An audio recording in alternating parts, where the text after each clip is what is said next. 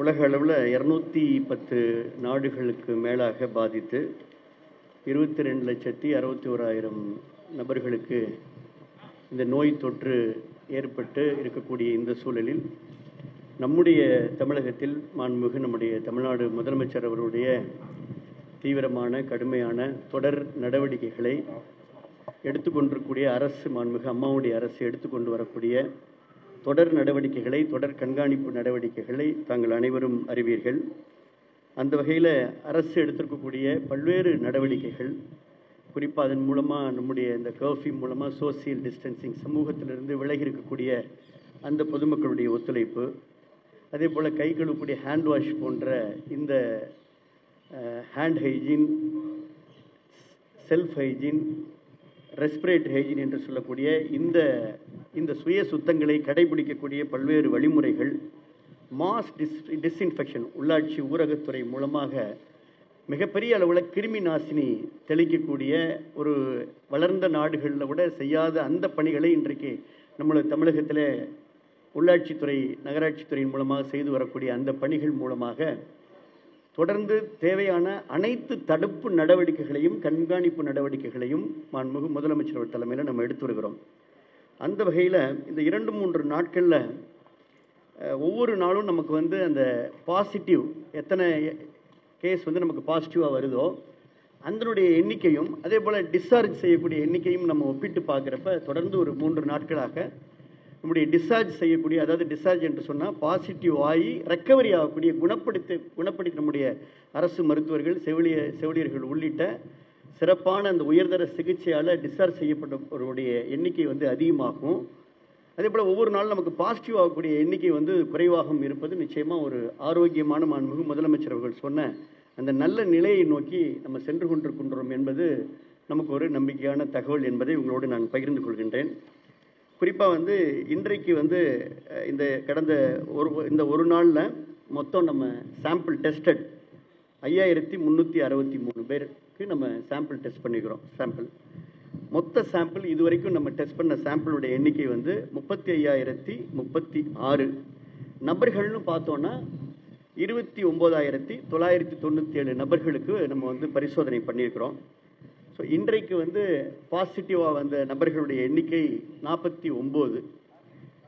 அப்போ இன்றைக்கு நமக்கு மொத்தம் டோட்டல் நம்பர் ஆஃப் பாசிட்டிவ் மருத்துவமனையில் 1372 பேர் மருத்துவமனையில் பாசிட்டிவ் கேஸ் அனுமதிக்கப்பட்டிருக்கிறாங்க.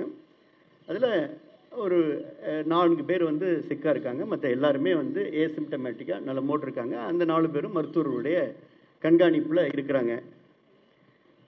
சோஃபார் நேற்றும் இன்றைக்கும் நமக்கு டெத்து இல்லை. அதே போல் இன்றைக்கு டிஸ்சார்ஜ், இன்றைக்கு ரெக்கவரி ஆகி இன்றைக்கு மட்டும் டிஸ்சார்ஜ் செய்யப்பட்டுடைய எண்ணிக்கை 82. ஸோ இது வரைக்கும் நம்ம 365 பேரை நம்முடைய அரசு மருத்துவமனை இல்லை நம்ம டிஸ்சார்ஜ் செஞ்சுருக்கிறோம், ரெக்கவரி செஞ்சுருக்கிறோம். இன்றைக்கு மட்டும் 82 பேர் குணமடைந்து மாண்புமிகு முதலமைச்சருக்கு, நம்முடைய அரசுக்கு, மருத்துவர்களுக்கு, செவிலியர்களுக்கு உங்களுடைய ஊடகங்களில் தான் நாங்கள் பார்த்தோம். அவங்க தங்களுடைய நன்றியை தெரிவித்துக் கொண்டு எங்களை நல்ல முறையில் கவனித்துக் கொண்டார்கள், நல்ல முறையில் எங்களை பார்த்து கொண்டார்கள், நல்ல சிறப்பான உணவு வழங்கினார்கள், நல்ல சிகிச்சை எங்களுக்கு வழங்கினார்கள் என்று அவர்கள் சொல்லி இன்றைக்கு அவங்க எல்லாமே டிஸ்சார்ஜ் செய்யப்பட்டிருக்கிறாங்க. அதனால் தமிழகத்தை பொறுத்த வரைக்கும் பல விஷயங்கள், அதாவது டெஸ்டிங் லேபு நேற்றை விட இன்றைக்கி நம்ம கூடுதலாக 3 லேபுக்கு நம்ம டெல்லி ICMR நம்ம அப்ரூவல் வாங்கியிருக்கிறோம். ஸோ டெஸ்டிங் லேப் நம்ம இப்போ 31 லேப், அரசுடைய சார்பில் 21, தனியாருடைய சார்பில் நம்ம 10, மொத்தம் 31 லேப் முழுமையாக இன்றைக்கு செயல்பட துவங்கியிருக்கு. அதே போல் ஒரு லேபில் மட்டும் இன்றைக்கு சென்னையில் இருக்கக்கூடிய நம்ம ஒரு உயர்தர நவீன உபகரணம், ஆட்டோமேட்டட் RNA எக்ஸ்ட்ராக்ஷன் எக்யூப்மெண்ட்டை வச்சு சென்னையில் நம்முடைய பொது சுகாதாரத்துறையின் கீழே இருக்கக்கூடிய அந்த லேபில் மட்டும் ஒரு நாளைக்கு 1000 டெஸ்ட் பண்ணக்கூடிய அந்த கெப்பாசிட்டி வரைக்கும் இன்றைக்கு நம்ம இன்க்ரீஸ் பண்ணிக்கிறோம். ஸோ இந்திய அளவில் பார்த்திங்கன்னா அதிகமான டெஸ்டிங் லேப் உள்ளக்கூடிய மாநிலமாக, அதிகமாக நம்ம இந்த ரெக்கவரி ரேட்டுன்னு சொல்லுவோம், அதாவது குணப்படுத்தியவர்களை, அதிகமானவர்களை நம்ம குணப்படுத்தி அவர்களை நல்ல நிலையில் நம்ம வீட்டுக்கு அந்த ஹோம் குவாரண்டைனுக்கு அனுப்பக்கூடிய அந்த விஷயத்தில் இந்தியாவில் நம்ம தமிழகம் முன்னணி மாநிலமாக. மார்ட்டாலிட்டி ரேட் அது ரொம்ப ரொம்ப முக்கியம். மத்திய அரசு கூட மாண்புமிகு முதலமைச்சர் அந்த வீடியோ கான்ஃபரன்ஸில் அவங்க அப்ரிஷியேட் பண்ண விஷயம் கிளினிக்கல் மேனேஜ்மெண்ட். ஸோ ஒரு உயர்தர சிகிச்சையை நம்ம மார்ட்டாலிட்டியை குறைச்சிருக்கிறோம் அப்படின்னு நம்ம மத்திய அரசு ஏற்கனவே நம்மளை அப்ரிஷியேட் பண்ணிக்கிறாங்க. ஸோ அது வந்து 1.1 அப்படின்ற பர்சன்டேஜில் நம்ம மார்ட்டாலிட்டி ரேட்டை, அதாவது இறப்பு விகிதத்தை நம்ம வந்து மெயின்டைன் பண்ணிட்டு இருக்கிறது ஒரு நல்ல ஒரு விஷயம். அதே போல் பாசிட்டிவ், அதாவது நம்ம வந்து 1000 சாம்பிள் எடுத்தப்ப, ஒரு கடந்த வாரம் 1000 சாம்பிள் எடுத்தோம். அப்போ வந்து 100, 90 என்ற கேஸ் வந்தது. அப்புறம் 1500, 2000 அப்படி எடுத்தோம். எல்லோரும் நீங்கள் எல்லாம் கேட்டீங்க, டெஸ்ட்டை வந்து நீங்கள் இன்னும் அதிகப்படுத்தணும். அதனால் வந்து ஃபுல் ஸ்விங்கில் வந்து நம்ம முதலமைச்சருடைய இன்ஸ்ட்ரக்ஷன் பேரில் நம்ம வந்து டெஸ்டிங் லேப் ஃபெசிலிட்டியை இன்க்ரீஸ் பண்ணி புதிய உபகரணங்களை எல்லாம் தெரிவித்து டெஸ்டிங் லேபுக்கு உண்டான எல்லாம் அந்த ரியேஜென்ட், வைரல் மீடியா, அந்த ஆர்டிபிசிஆர் எக்யூப்மெண்ட்டு எல்லாமே நம்ம கொண்டு வந்ததுன்னு பேரில் இப்போ இன்றைக்கி நம்ம வந்து ஒரே நாளில் 5363 டெஸ்ட் எடுக்கக்கூடிய அளவுக்கு நம்முடைய கெப்பாசிட்டி வந்து இன்றைக்கி வந்திருக்கு. இன்னும் மேலே தான் நம்ம டெஸ்ட் எவ்வளோ வேணாலும் எடுக்கலாம், அந்த கெப்பாசிட்டியில் நம்ம இருக்கோம். ஸோ அப்படி நம்ம 5000 டெஸ்ட் எடுக்கிறப்ப நம்முடைய பாசிட்டிவ் எண்ணிக்கை வந்து அந்த ஒரு கட்டுக்குள்ளே இருப்பது ஒரு ஆரோக்கியமான விஷயம். இதுக்கெல்லாம் காரணம் வந்து என்னன்னு பார்த்தீங்கன்னா, உங்களுக்கு பல்வேறு பன்முக நடவடிக்கைகளை நம்முடைய மாண்புமிகு தமிழ்நாடு முதலமைச்சர் வந்து ஒரு பன்முக நடவடிக்கைகளை அனைத்து துறைகளையும் நான் ரொம்ப ஷார்ட்டாக சொல்லிடுறேன். அனைத்து துறைகளையும் ஒரு புறம் வந்து விழிப்புணர்வு, அவேர்னஸ், இன்னொரு புறம் வந்து தடுப்பு நடவடிக்கைகள், அதாவது டிஸ்இன்ஃபெக்ஷன், கிருமி நாசினி தெளிப்பது போன்ற தடுப்பு நடவடிக்கைகள், 144 காவல்துறை, மற்ற வருவாய்த்துறை எல்லாம் இணைந்து. இன்னொரு புறம் வந்து கண்காணிப்பு, தொடர் கண்காணிப்பு, monitoring, effective monitoring. Revenue department அவங்க கண்ட்ரோல் ரூம், அங்கே தனியாக ரெவன்யூடைய கண்ட்ரோல் ரூம் தனியாக, ஹெல்த் சுகாதாரத்துறையுடைய கண்ட்ரோல் ரூம் தனியாக, ஒவ்வொரு மாவட்டத்திலும் ஒரு கண்ட்ரோல் ரூம் தனியாக, முதலமைச்சர் தலைமையில் 12 குழுக்கள் தனியாக, டிசி ஹானர் நம்ம ரெஸ்பெக்டட் சீஃப் செக்ரட்டரி தலைமையில் வந்து டாஸ்க் ஃபோர்ஸ் குழு தனியாக, இப்படி பல்வேறு நடவடிக்கைகளை. அதை தொடர்ந்து இன்னொரு புறம் வந்து கண்டெய்ன்மெண்ட் பிளான், அது ரொம்ப ரொம்ப முக்கியம். கண்டெய்ன்மெண்ட் பிளான், அந்த கண்டெய்ன்மெண்ட் பிளானுக்குள்ளே இருக்கக்கூடிய ஜோனுக்குள்ளே தான் நமக்கு பாசிட்டிவ் கேஸ் வருது. ஸோ அது வந்து இப்போ ஏற்கனவே இருக்கக்கூடிய பிரைமரி கான்டாக்ட், செகண்டரி கான்டாக்டை முழுமையாக நம்ம கண்டுபிடிச்சி அந்த கண்டெய்ன்மெண்ட் ஜோனுக்குள்ளேருந்து எகைன் பாசிட்டிவ் கேஸ் வருது. We are in safer zone சொல்லக்கூடிய அளவுக்கு அந்த கண்டெய்ன்மெண்ட் பிளான் எஃபெக்டிவாக பண்ணுறோம். அப்புறம் அக்ரெசிவ் டெஸ்டிங், அதிகமான டெஸ்ட்டை வந்து நம்ம எடுக்கிறோம். இப்போ இன்றைக்கு கூட வந்து இந்தியாவிலேயே முதன்முறையாக மார்னிங்கே வந்து முதலமைச்சருடைய உத்தரவு இணங்க ரேபிட் டெஸ்ட்டை வந்து நம்ம ஸ்டார்ட் பண்ணிட்டோம். ஸோ அக்ரெசிவ் டெஸ்டிங் பண்ணுறோம். அதில் கன்ஃபர்மேட்டரி டெஸ்ட் வந்து ஆர்டிபிசிஆர் டெஸ்ட்டு ஹையஸ்ட் எடுக்கிறோம். அதே போல் கிளினிக்கல் மேனேஜ்மெண்ட், நான் ஏற்கனவே சொன்னது போல் உயர்தர சிறப்பு சிகிச்சை. ஸோ இப்படி பன்முக நடவடிக்கைகள் மூலமாக நம்ம வந்து நான் சொன்ன இந்த தடுப்பு நடவடிக்கைகள், கண்காணிப்பு நடவடிக்கைகள், மானிட்டரிங் நடவடிக்கைகள், அப்புறம் containment plan, aggressive testing, clinical management, இப்படி பன்முக நடவடிக்கைகளில் நம்ம வந்து சிறப்பாக செய்கிறதனுடைய விளைவாக இன்றைக்கு நம்ம ஒரு முதலமைச்சர் சொன்னது போல ஒரு நல்ல நிலையை நோக்கி நாம் சென்று கொண்டிருக்கின்றோம் என்பதை தெரிவிச்சுக்கிறோம். மொத்தம் வந்து இன்னைக்கு பாசிட்டிவ் வந்து 49. இந்த 49ல் சென்னையில் 7 கேஸு, திருப்பூரில் மட்டும்தான் இன்றைக்கி கொஞ்சம் அதிகமாக வந்திருக்கு. திருப்பூரில் 28 கேஸு. இந்த 28மே ஏற்கனவே நம்ம இந்த குவாரண்டைன் பண்ணியிருக்கிற அந்த பாசிட்டிவ் கேஸ் வந்தவங்களுடைய அந்த கான்டாக்ட் தான். அதே போல் கோயம்புத்தூரில் 1 பேஷண்ட், திண்டுக்கல்லில் 3 பேஷண்ட், திருநெல்வேலியில் 2 பேஷண்ட், தஞ்சாவூரில் 1 பேஷண்ட், தென்காசியில் 4 பேஷண்ட், பெரம்பலூரில் 3 பேஷண்ட், மொத்தம் 49 பேஷண்ட்.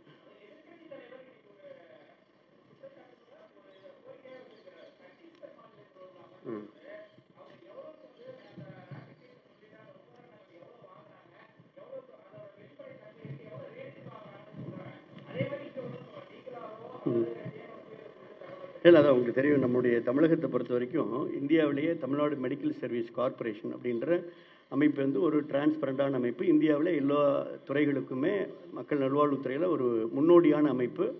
மாண்புமிகு முதலமைச்சருடைய 12 குழுவில் அந்த மருத்துவ உபகரணங்களை, கிட் உள்ளிட்ட உபகரணங்களை கொள்முதல் செய்வதற்கெனவே ஒரு குழு அமைக்கப்பட்டிருக்கிறது. டாக்டர் உமாநாத் தலைமையில் அந்த குழு அமைக்கப்பட்டிருக்கிறது. அந்த குழுவில் மூத்த ஐஏஎஸ் உமாநாத் தலைவராகவும் மூத்த ஐஏஎஸ் குழுவிலாக அது குறித்து அவர் டாக்டர் உமாநாத் அவர்களே உங்களுக்கு விரிவாக விளக்குவார்கள். நீங்கள் கூட சொல்லிடுங்க சார். வேறு என்ன?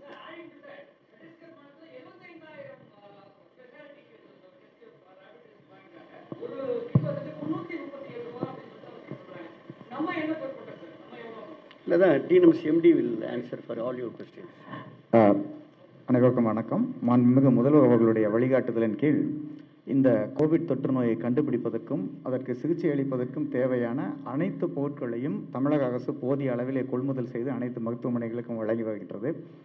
இந்த testing kit, antibody based testing கிட்ஸை பொறுத்த வரைக்கும் உங்களுக்கு எல்லாருக்கும் தெரியும்.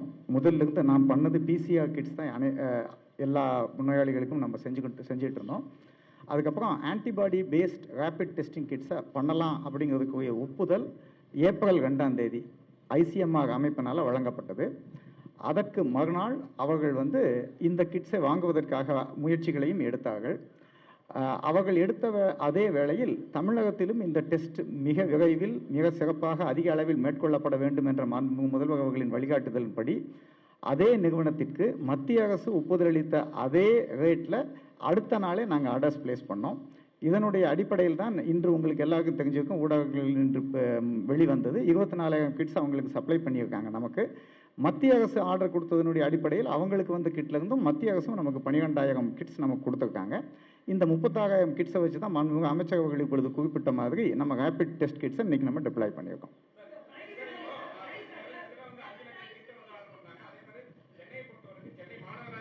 தனியாக வந்து ஒரு 50,000 கிட்ட வந்து ஆர்டர் பண்ணாங்க.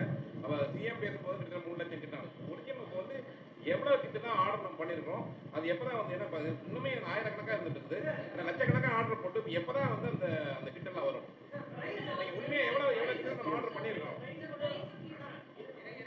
இருங்க ஒரு நிமிஷம். மத்திய அரசு அவர்கள் இந்த ரேபிட் கிட்டை பொறுத்த வரைக்கும் 15 லட்சம் கிட்ட அவங்க ஆர்டர் பண்ணியிருக்கிறதா செய்திகள் வெளிவந்துள்ளன. அதுதான் எங்களுக்கு தெரியும். தமிழக அரசை பொறுத்த வரைக்கும் மாண்புமிகு முதலமைச்சர் அவர்கள் ஏற்கனவே குறிப்பிட்டது மாதிரி 5 லட்சம் கிட்ஸை நம்ம வந்து ஆர்டர் பண்ணியிருக்கோம். உங்கள் அனைவருக்கும் தெரியும் இந்த கிட்டு வந்து இம்போர்ட்டட் கிட்டு. ஸோ சைனாவிலேருந்து அவங்க ஒவ்வொரு பேட்ச்லேயும் அவங்க மேனுஃபேக்சர் பண்ணி குவாலிட்டி கண்ட்ரோல் பண்ணி வெளியிடுறாங்க. இப்போ ஃபஸ்ட்டு பேட்ச் இந்தியாவுக்கு வந்த ஃபஸ்ட்டு பேட்ச் வந்து 3 லட்சம் கிட்டு வந்தது. அந்த 3 லட்சம் கிட்டில் தமிழக அரசு கொடுத்த ஆர்டருக்கு 24,000 கிட் நம்ம வாங்கியிருக்கோம். மத்திய அரசுக்கு சென்றதில் நமக்கு 12,000 கிட் வந்திருக்காங்க. ஸோ நம்ம போட்டிருக்கக்கூடிய எஞ்சிய ஆர்டர்களும் சரி, மத்திய அரசு போட்டிருக்கக்கூடிய ஆர்டரும் சரி, மற்ற மாநிலங்கள் போட்டிருக்கக்கூடிய ஆர்டரும் சரி, படிப்படியாக தான் வரும். எந்த ஒரு ஆர்டர் வந்து நம்ம இப்போ 5 லட்சம் ஆர்டர் போட்டால் உடனே 5 லட்சம் ஆர்டர் வந்துடாது. ஏன்னா எல்லாருக்குமே அந்த கிட்டு கிடைக்கணுங்கிறதுனால பை பேட்சஸ் தான் அவங்க கிளியர் பண்ணி நம்ம கொடுக்குறாங்க.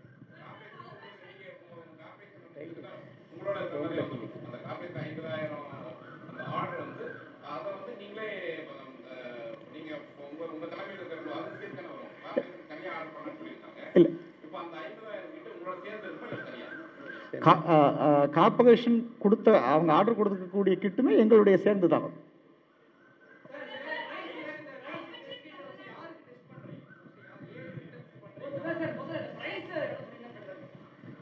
சிம்டம் இல்லை அது இல்லை இல்லை அது அதுக்கு சொல்லிடுறேன். நான் உங்கள்கிட்ட ஏற்கனவே நான் சொன்னேன், நம்ம ஏற்கனவே தனியாக இதற்கு கொள்முதல் செய்து வாங்கலை. கவர்மெண்ட் ஆஃப் இந்தியாவுடைய பப்ளிஷ்ட் லிஸ்ட் ஆஃப் கம்பெனிஸில் கவர்மெண்ட் ஆஃப் இந்தியாவுடைய பப்ளிஷ்ட் ரேட் என்னவோ அதே நிறுவனத்திற்கு அதே ஐட்டம் தான் நம்ம வாங்கியிருக்கோம்.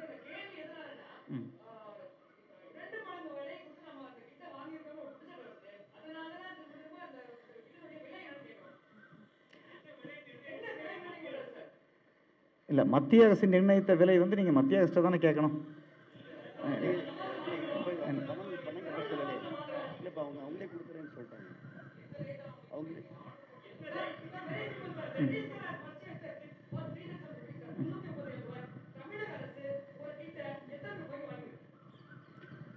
என்ன சார் பேமெண்ட் அவங்க கேட்கல, மத்திய அரசு கணக்கு டேக்ஸ் இஷ்யூ சொல்லணுமா? மத்திய அரசு டேக்ஸ் இஷ்யூ சொல்லணுமான்னு கேட்குறேன். டேக்ஸ் இஷ்யூ சொல்லலாம். இல்லை, இதில் ஒரு விஷயத்தை நீங்கள் புரிஞ்சுக்கணுங்க. நம்ம மத்திய அரசு இதுக்கு ரேட் ஃபிக்ஸ் பண்ணது வந்து நான் ஏற்கனவே சொன்ன மாதிரி அவங்க ஆர்டர் போட்டது ஏப்ரல் 3ஆம் தேதி. அதுக்கப்புறம் பல மாற்றங்கள் இந்த வகையில் நிகழ்ந்திருக்கு. ஒரு மாற்றம், நம்ம ஆர்டர் பிளேஸ் பண்ணப்போ இருந்த கம்பெனிகள் மிக கம்மி. நம்ம தட் இஸ் மத்திய அரசு ஃபிக்ஸ் பண்ண ரேட்டு நம்ம ஃபிக்ஸ் பண்ண ஏப்ரல் 3ஆம் தேதி இருந்த கம்பெனி ஜாஸ்தி. அன்னைக்கு இருந்த கம்பெனி 7 தான். நீங்கள் சத்தீஸ்கர் மாநிலத்தில் ப்ரொக்யூர் பண்ணியிருக்கக்கூடிய கம்பெனி நம்ம ஆர்டர் போட்டப்போ அந்த கம்பெனி அப்ரூவல்லையே இல்லை. அதுக்கு சப்சிக்வெண்ட்டாக தான் அந்த அப்ரூவல் அவங்களுக்கு வந்திருக்கு. 1. 2, அந்த நம்ம மத்திய அரசு நம்மளும் ஆர்டர் பிளேஸ் பண்ணதுக்கப்புறம் உங்களுக்கு எல்லாருக்குமே தெரியும், மத்திய அரசு இந்த கிட்ஸுடைய கஸ்டம்ஸ் டியூட்டியையும் ஹெல்த் செஸ்ஸையும் அவங்க வெயிட் பண்ணியிருக்காங்க. அதனால் நேச்சுரலி அடுத்து இன்னொருத்தர் ஆர்டர் போடும்போது அந்த பர்டிகுலர் விலையை பொறுத்த வரைக்கும் இப்போ ஏற்கனவே இருக்கக்கூடிய ப்ரைஸை விட இந்த ப்ரைஸ் கம்மியாக தான் இருக்கும். அதில் எந்த விதமான மாற்று கருத்தும் இல்லை. அதனால் தமிழக அரசு அதிக விலைக்கு கொள்முதல் செஞ்சிட்டாங்கன்னு சொல்கிறது ஒரு தவறான ஒரு கருத்து. ஏன் நான் இதை சொல்கிறேன்னா, தமிழக அரசு இதற்கான கொள்முதலை மேற்கொள்ளவில்லை. மத்திய அரசு எந்த நிறுவனத்திடமிருந்து எந்த பர்டிகுலர் கிட்ட எந்த ரேட்டுக்கு ஃபிக்ஸ் பண்ணியிருக்காங்களோ அதே ரேட்டுக்கு தான் நம்ம வாங்கியிருக்கோம். நீங்கள் சொல்கிற ஒரு கருத்து எப்போ நம்ம இது பண்ணலாம்னா, நம்ம ஒரு ரேட்டை தனியாக ஃபிக்ஸ் பண்ணி மற்ற மாநிலம் ஒரு ரேட்டு தனியாக ஃபிக்ஸ் பண்ணி ரெண்டுக்கு உள்ள டிஃபரன்ஸ் இருக்கும்போது நீங்கள் சொல்லக்கூடிய இண்டிவிஜுவல் நம்பர்ஸை பற்றி நான் சொல்ல முடியும். இன்னொரு ஸ்டேட்டையும் நம்ம ஸ்டேட்டையும் பற்றி நான் சொல்கிறது முறையாக இருக்காதுன்னு நான் நினைக்கிறேன். பட் நம்ம மத்திய அரசுடைய அவங்களுடைய ஆர்டர் ரேட்டை பற்றி நம்ம போகும்போது அதை நம்ம இன்னொரு மாநிலத்தோட கம்பேர் பண்ணுறது சரியாக இருக்காதுன்னு நினைக்கிறேன். நீங்கள் சொல்கிற மாதிரி தமிழக அரசும் இன்னொரு கொள்முதலை மேற்கொண்டால், அதாவது நாங்கள் இப்போ சத்தீஸ்கர் மாதிரி இன்னொரு டெண்டரை ஃப்ளோட் பண்ணால், இப்போ சத்தீஸ்கர் வாங்கியிருக்க ரேட்டை விட நாங்கள் கம்மியாக வாங்குறது கூட வாய்ப்பு இருக்குது. அப்போது சத்தீஸ்கர் ரேட் வாங்குறது தப்புன்னு ஆகிடாது. அதை நீங்கள் புரிஞ்சுக்கணும். Because the taxation structure has changed between government of India's order and Chhattisgarh tender. The companies are also different. The companies numbers are also increased. அதை நீங்கள் மனசில் வச்சுக்கணும்.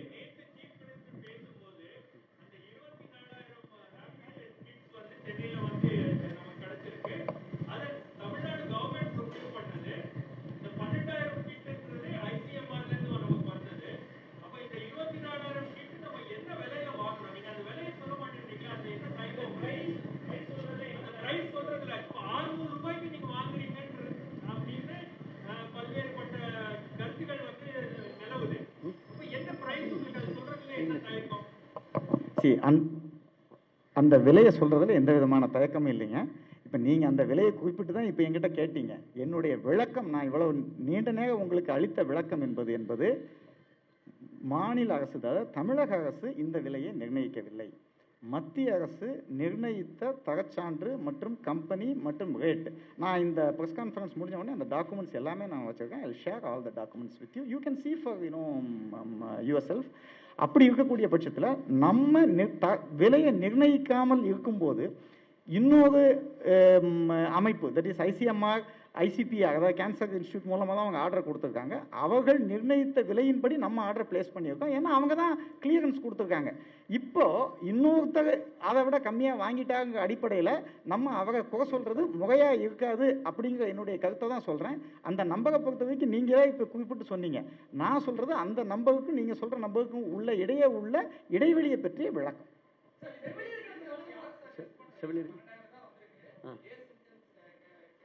இல்லை அது கரெக்டு, நல்ல கேள்விங்க. இது இது யாருக்கு டெஸ்ட் பண்ணணும் அப்படின்றது நமக்கு ஐசிஎம்ஆர், நம்ம டாக்டர் உமாநாத் சொன்ன அந்த ஐசிஎம்ஆருடைய கைட்லைன்ஸ் நமக்கு நேற்று இரவு பெறப்பட்டிருக்கிறது.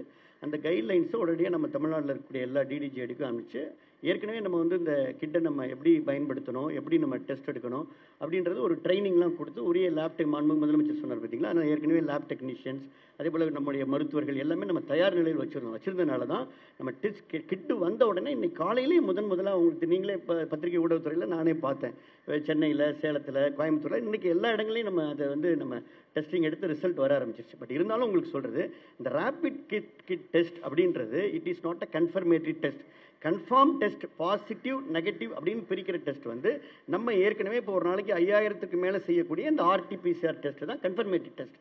இந்த ரேபிட் கிட் டெஸ்ட்டை பொறுத்த வரைக்கும் இட் இஸ் ஒன்லி இண்டிகேட்டர்னா, அதாவது இப்போ whether I am expose to the virus. நான் என்ன உதாரணம் சொல்கிறேன், நான் இந்த கொரோனா வைரஸுடைய இந்த கொரோனா வைரஸ்க்கு நான் எக்ஸ்போஸ் நான் ஆயிருக்கேன் அப்படின்னா என்னுடைய உடம்புல நோய் எதிர்ப்பு சக்தி உருவாகி ஆன்டிபாடி உருவாயிருக்கும். ஐஜிஎம்னு ஒரு ஆன்டிபாடி இருக்குது, அதுக்கப்புறம் ஐஜிஜின்னு ஒரு ஆன்டிபாடி இருக்குது. அப்படி என்ன ஆன்டிபாடி உருவாயிருந்துச்சுன்னா அந்த டெஸ்ட்டில் பாசிட்டிவ்னு காமிக்கும்.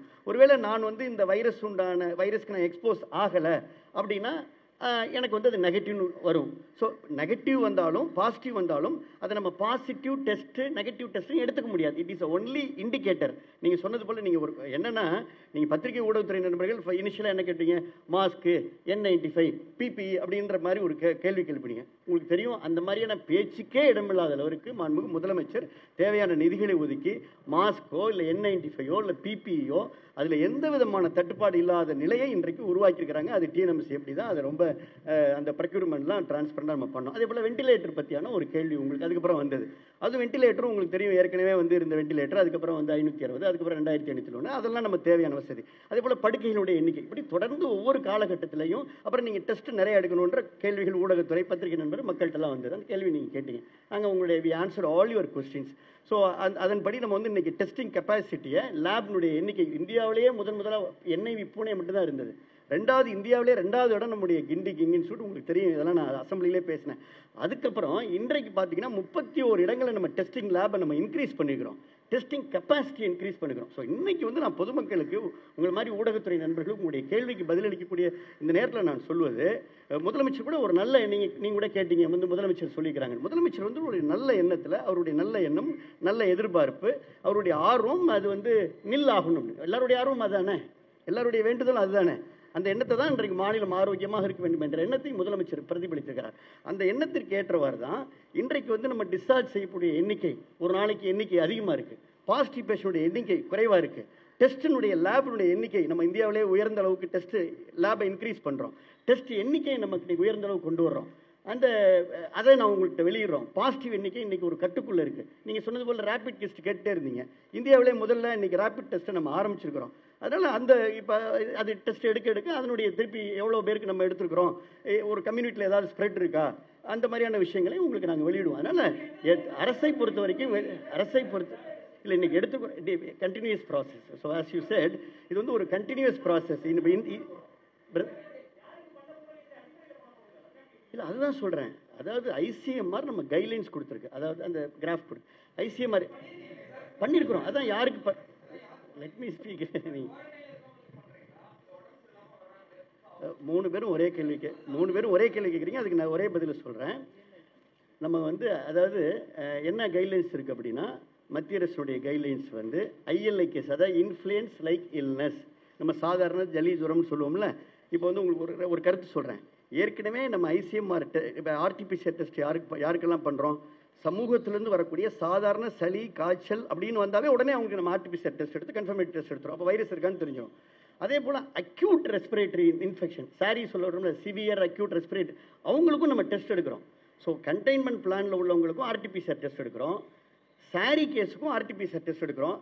தமிழகத்தில் எங்கேயாவது மூளை முடுக்கில் சாதாரண சளின்னு வந்தால் கூட அவங்களுக்கு டெஸ்ட் எடுக்கிறோம். ஸோ எந்த இடத்துலையும் நமக்கு வந்து கேஸ் மிஸ் ஆகாத ஒரு ஒரு இன்ஃபெக்ஷன், ஒருவேளை கொரோனா வைரஸ் பாசிட்டிவ் இருந்தால் அது மிஸ் ஆகாத அளவுக்கு எடுத்துகிட்டு இருக்கோம். இந்த டெஸ்ட்டை பொறுத்த வரைக்கும் என்ன அந்த கிராஃபில் சொல்லியிருக்கிறாங்க அப்படின்னா, 7 days ஆஃப்டர், அதாவது ILI case containment area 7 days after அப்படின்னு ஒரு கருத்து கொடுத்துருக்குறாங்க. அதுக்கப்புறம் தேவைப்பட்டால் வந்து வல்னரபிள் குரூப் அப்படின்னு கொடுத்துக்கிறாங்க. தேவைப்பட்டால் ஃப்ரண்ட் லைன் ஒர்க்கர்ஸ், அதாவது ஃப்ரண்ட் லைன் ஒர்க்கர்னா முன்னணியில் செய்யக்கூடிய ஹெல்த் கேர் ப்ரொவைடர்ஸ் இருக்காங்களா, அவங்களுக்குலாம் சிம்டம்ஸ் இருக்கணும். ஜஸ்ட் லைக் தட் வந்து நம்ம வந்து இப்போ நீங்கள் உங்கள் பத்திரிகையாளர் நான் எனக்கு டெஸ்ட் பண்ணுங்க அப்படின்னா அந்த மாதிரி நம்ம எடுக்க முடியாது. We have a guidelines. எல்லாத்துக்குமே வந்து மத்திய அரசுடைய உலக சுகாதார நிறுவனத்தினுடைய விதிமுறைகள், வழிமுறைகள், நெறிமுறைகள் இருக்கின்றன. அந்த நெறிமுறைகளில் எள்ளளவும் முனையளவு கூட நம்ம மாறாத அளவுக்கு ஆஸ் பர் த கைட்லைன்ஸ் நம்ம எடுத்துட்டு இருக்கிறோம். இன்னைக்கு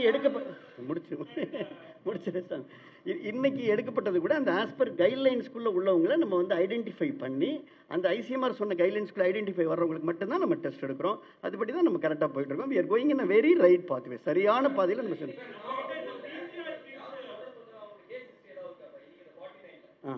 49ல் இல்லை, ஆமாம் இல்லை அதுதான் உங்களுக்கு பொதுவாகவே நமக்கு வரக்கூடிய எல்லா பாசிட்டிவ் கேஸுமேங்க ஏற்கனவே பாசிட்டிவ் வந்த அவர்களோடு தொடர்புடையவங்க தான் வருது. அதை தாண்டி வரல. அதை தான் சொல்கிறேன். அதை தாண்டி வருதுன்னா, தாண்டி வர்றதுக்கு உண்டான வாய்ப்பு எப்போ இருக்குது? அப்படி அந்த வாய்ப்பை நம்ம மிஸ் பண்ணிடுறோமா பண்ண மாட்டோமா அப்படின்ற உங்களுடைய கொஸ்டினுக்கு நான் அழகாக பதில் சொல்கிறேன்.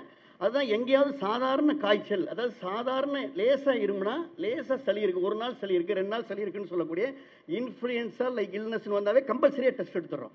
நீங்கள் உங்களுடைய மருத்துவமனைக்கு வந்து லேசாக சளி இருக்குது சார், நாங்கள் டெஸ்ட் எடுத்துருவோம். அதே போல் சிவியராக பிரெத்லெஸ் மூச்சு திணறலோடு வந்தாலும் டெஸ்ட் எடுத்துடுறோம்.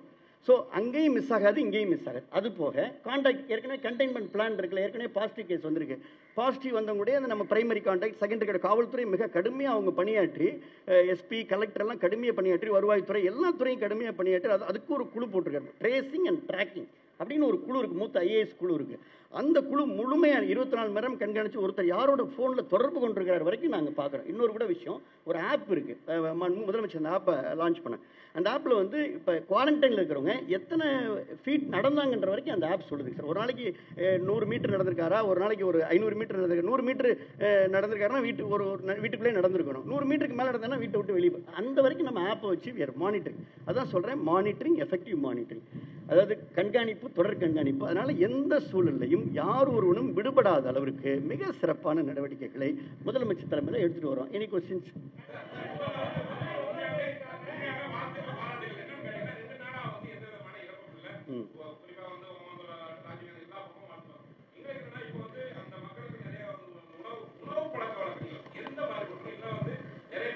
நல்லாவே இருந்திருக்காங்க.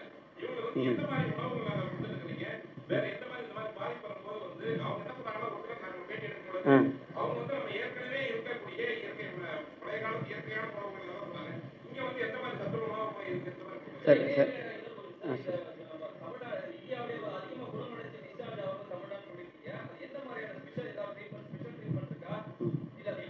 இல்லை, நல்ல கேள்விங்க. அதாவது நீங்கள் சொன்ன முதல் கேள்வி வந்து மருத்துவமனை. இன்றைக்கி நானே ஊடகத்துறையில் லைவ் பல உங்களுடைய ஊடகத்தில் நல்ல செய்திகளை இன்றைக்கி வெளியிட்டீங்க, ரொம்ப நன்றி.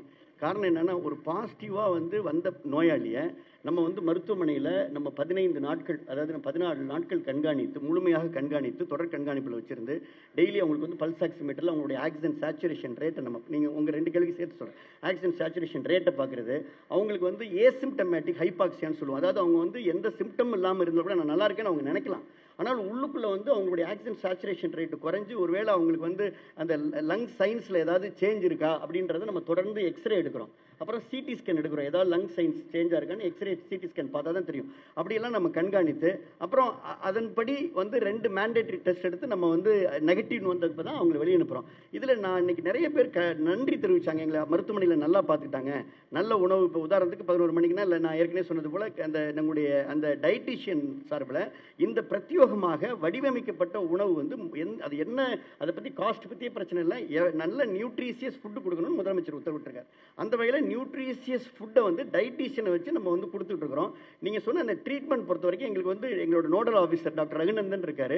ஏற்கனவே 19 பேர் கொண்ட உயர் வல்லுநர்கள், தனியார், அரசு மற்றும் கார்பரேட், அப்புறம் NIP என்று சொல்லக்கூடிய நேஷனல் இன்ஸ்டியூட் ஆஃப் NIE என்று சொல்லக்கூடிய நேஷனல் இன்ஸ்டியூட் ஆஃப் எபிடமியாலஜியில் இருக்கக்கூடிய அந்த வல்லுநர்கள்லாம் வைத்து அந்த ட்ரீட்மெண்ட் புரோட்டோக்காலை நாங்கள் வகுத்துருக்கிறோம். ஸோ அதில் இந்த ட்ரீட்மெண்ட் புரோட்டோக்கால் வந்து எவ்ரிடே சேஞ்ச் ஆகிட்டு இருக்கு உலக அளவில். இப்போ நேற்று கூட வந்து வேர்ல்டு லெவலில் JICA team and world bank டீமோட உலக அளவில் என்ன ட்ரீட்மெண்ட்னு வீடியோ கான்ஃபரன்ஸ் வந்து அரசு செயலாளர் எல்லாரும் நாங்கள் அட்டன் பண்ணோம். அப்புறம் CDC அட்லாண்டா என்று சொல்லக்கூடிய உலக அளவில் இருக்கக்கூடிய இந்த நோய் தொற்று கட்டுப்பாட்டு மையம், அங்கே வந்து என்ன மாதிரியான வளர்ந்த நாடுகளில் என்ன வந்து இஷ்யூஸ் இருக்குது, இப்போ வந்து யூகேல என்ன இருக்குது, அமெரிக்காவில் என்ன இருக்குது, இட்டாலியில் என்ன இருக்குது, ஏன் அங்கே வந்து இவ்வளோ பெரிய பிரச்சனை இருக்குது, என்ன காரணத்தினால அங்கே இவ்வளோ இறப்புகள் இருக்குது, அந்த இறப்புகளை நம்முடைய மாநிலத்தில் நம்ம இப்போ யோசனை பண்ணி பாருங்கள். இன்றைக்கி வளர்ந்த நாடுகள் அமெரிக்கா, இட்டாலி, ஈரானில் என்ன நிலை என்பது நீங்களே யூடியூப்பில் பாருங்கள், டிவியில் பாருங்கள், நடந்துட்டு இருக்கு. ஆனால் நம்ம நாட்டில் இன்றைக்கி எவ்வளோ கண்ட்ரோலாக பண்ணிட்டு இருக்கிறோம்.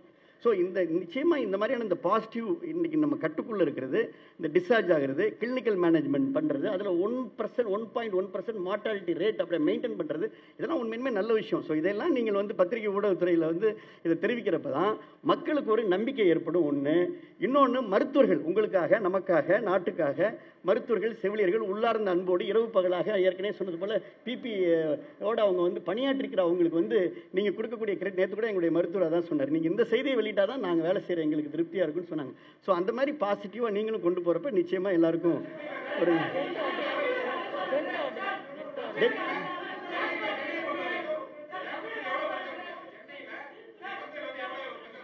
தொடர்ந்து பண்ணிக்கிட்டே இருக்கோம். இன்னொரு முக்கியமான விஷயம், அப்புறம் ஒரு இன்னொரு முக்கியமான விஷயம், டெத்தை வந்து நம்ம ஆடிட் பண்ணுறோம். அதாவது இப்போ ஏற்கனவே நமக்கு 15 இறப்புகள் இருக்குன்னா, அந்த இறப்பு வந்து எதனால் ஏற்பட்டு, ரொம்ப முக்கியமான விஷயம் பிரதர். ரொம்ப இந்த இறப்பு ஏன் ஏற்பட்டது, எத்தனை மணிக்கு வந்தார், எத்தனை மணிக்கு அவருக்கு பிரெத்லெஸ்னஸ் வந்துச்சு, எப்போ வெண்டிலேட்டர் போகிற நிலைமை வந்துச்சு, என்ன காரணத்தினால இறந்தாலும் டெத்தை நாங்கள் ஆடிட் பண்ணி அதுக்கு ஒரு குழு அமைச்சிருக்கிறோம். இன்னொரு முக்கியமான விஷயம், ஒன்று, பேஷண்ட் வந்து 95% ஏசிம்டமேட்டிக் பிரதர். இப்போ வந்து நமக்கு வந்து எவ்வளோ பேஷண்ட் இருக்காங்களோ 95% அவங்களுக்கு எந்த சிம்டமே இல்லை, அவங்க நலமோடு இருக்கிறாங்க. ஆனால் அதே நேரத்தில் நாங்கள் இன்னொரு விஷயம் கண்டுபிடிக்கிறோம், அது ஹை ரிஸ்க்குன்னு நாங்களே பிரிக்கிறோம். ஹை ரிஸ்க்னா இருக்கிற பேஷண்ட் 50 வயசுக்கு மேலே, 60 வயசுக்கு மேலே, யாருக்கு இதில் சுகர் இருக்குது, யாருக்கு இதில் ஹைப்பர் டென்ஷன் இருக்குது, யாருக்கு வேறு டிசீஸ் இருக்குது.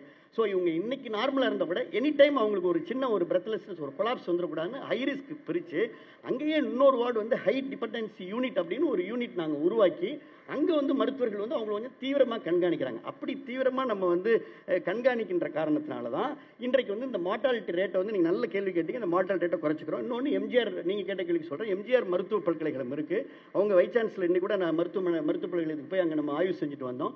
அங்கே வந்து நம்ம வந்து பல்வேறு ஸ்டடிகளை பண்ணுறோம். அதாவது இப்போ ரேபிட் கிட் போன்ற அந்த ஸ்டடீஸ், அதே போல் புதிய மருந்துகளை நம்ம தடுப்பு மருந்துகள் கண்டுபிடிக்கக்கூடிய, ஏன்னா மாண்பு முதலமைச்சர் சொன்னாங்க தமிழ்நாடு வந்து அது மாதிரியான ஆராய்ச்சியில் ஈடுபடணும், அது மாதிரியான மருந்து கண்டுபிடிக்கக்கூடிய ஆராய்ச்சிகள் தெரப்பியூட்டிக்கில் வந்து புதிய யுத்திகளை கையாளுறது, அது மாதிரியான பல்வேறு ஆராய்ச்சிகளையும் பேரலாக நம்ம வந்து நீங்கள் என்னென்ன செஞ்சுட்டு இருக்கோன்றக்காக சொல்கிறேன். தமிழ்நாடு அரசு ஒருபுறம் தடுப்பு நடவடிக்கை, கண்காணிப்பு நடவடிக்கை, இந்த டிஸ்இன்ஃபெக்ஷன் இது பண்ணாலும் கூட பேரலாக வந்து நம்ம வந்து மருத்துவ உலகிற்கு முன்மாதிரியாக இருக்கக்கூடிய பல்வேறு ஆராய்ச்சி நடவடிக்கைகளை எம்ஜிஆர் மருத்துவ பல்கலைக்கழகம் மேற்கொண்டு கொண்டிருக்கிறது என்பதை உங்களுக்கு தெரிவித்துக் கொள்கிறேன். ஐ திங்க்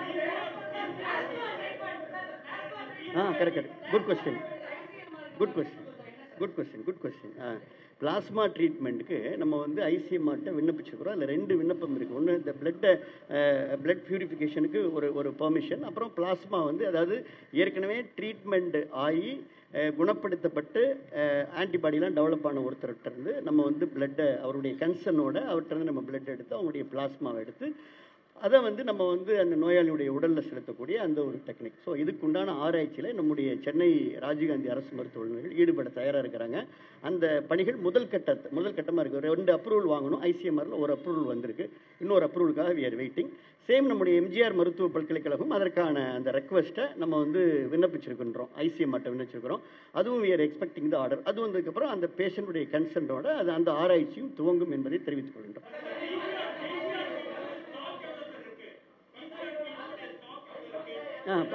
நல்ல கொஸ்டின். குட்.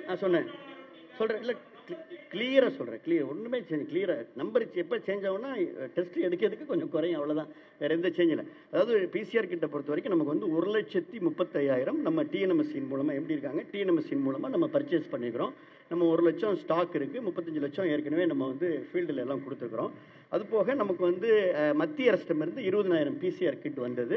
அப்புறம் நமக்கு வந்து 40,000 கிட் வந்து டாடா நிறுவனம் வழங்கியிருக்கு. ஸோ 1,35,000 + 40,000 + 20,000 1,95,000 வந்து நம்மகிட்ட இருக்குது. அதனால் நான் என்ன சொல்கிறேன்னா, சஃபிஷியண்டாக lab number of lab 31 lab இருக்குது. இன்று இரவே கூட இன்னும் 2 லேபுக்கு உண்டான ஒப்புதல் நமக்கு வந்துடணும்னு ஐசிஎம்ஆரில் இன்றைக்கி பேசியிருக்கிறாங்க. அதனால் தொடர்ந்து வந்து முதலமைச்சரே ஐசிஎம்ஆருக்கு கடிதம் எழுதியிருக்காங்க, மத்திய அமைச்சருக்கு கடிதம் எழுதியிருக்காங்க. Keep monitoring. அதாவது நம்ம மானிட்டர் ஆண்டர்பிள் சிஎம் எங்களை வந்து தொடர்ந்து தொய்வு இல்லாமல் வந்து அந்த பணிகளை முடிக்க விடுறதுனால நம்ம ஃபாலோ பண்ணிகிட்டே இருக்கோம். இன்றைக்கி இரவு 2 லேப் வந்துடும். ஸோ நீங்கள் சொல்கிற அந்த ஸ்டாக்கும் இருக்குது, வைரல் மீடியா இருக்குது, ரியேஜென்ட் இருக்குது, ஃபாலோ பண்ணிகிட்டு இருக்கிறோம். லேப் இருக்குது, அங்கே இருக்கக்கூடிய எல்லாம் ஸ்பெசிமெண்ட் இருக்குது. ஆர்டிபிசிஆருடைய அந்த ஒரு எக்யூப்மெண்ட்டுடைய விலை 1 கோடி ரூபாய். அதாவது ஆட்டோமேட்டட் ஆர்என்ஏ எக்ஸ்ட்ராக்ஷன். நம்ம மேனுவலாக பண்ணுறப்ப லேட் ஆகும். ஒவ்வொரு பேஷண்ட்டும் ஒவ்வொரு சாம்பிளுக்கும் நம்ம மேனுவலாக எடுத்து செஞ்சுக்கிட்டே இருக்கணும். இப்போ வந்து ஒரே நேரத்தில் ஆட்டோமேட்டட் ஆர்என்ஏ எக்ஸ்ட்ராக்ஷன், அந்த வைரஸில் இருக்கக்கூடிய அந்த ஆர்என்ஏவை பிரித்தெடுக்கிறது ஆட்டோமேட்டட் ஆர்என்ஏ எக்ஸ்ட்ராக்ஷன் வந்து 4 ஆர்டர் பண்ணி அதில் ஒரு லேப் வந்து நமக்கு வந்துருச்சு. உதாரணத்துக்கு சென்னை ராஜீவ்காந்தியில் அந்த ஆர்என்ஏ எக்ஸ்ட்ராக்ஷன் எக்யூப்மெண்ட் வந்துருச்சு. இங்கே வந்து இப்போ ஒரு பல்கலைக்கழகத்திலிருந்து நம்ம ஆர்என்ஏ எக்ஸ்ட்ராக்ஷன் இங்கே டிபிஹெச் கீழே உள்ள சென்டரில் வந்துருச்சு. ஸோ அதனால் ஒரு ராஜீவ்காந்தி மருத்துவமனையிலையும் இங்கேயும் ஒரே நேரத்தில் 1000 சாம்பிள் பண்ணக்கூடிய அளவுக்கு நம்ம கெப்பாசிட்டி இன்க்ரீஸ் பண்ணிக்கிறோம். ஸோ எல்லா விஷயங்களையும் தமிழ்நாடு தொடர்ந்து நம்ம பொதுவாக மற்ற மாநிலங்களையும் நான் ஒப்பிட்டு சொல்ல விரும்பவில்லை. எல்லா பணிகளையுமே ரொம்ப வேகமாக துரிதமாக எல்லாருக்கும் முன்மாதிரியாக நம்ம செஞ்சுட்டு இருக்கோன்றது எந்த விதமான மாற்று கருத்துக்கும் இடமில்லை.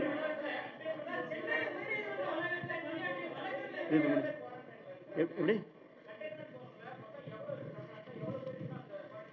அது புள்ளி வரலாம் உங்களுக்கு மீடியா புல்லட்டினில் போட்டுரும். டீட்டெயில்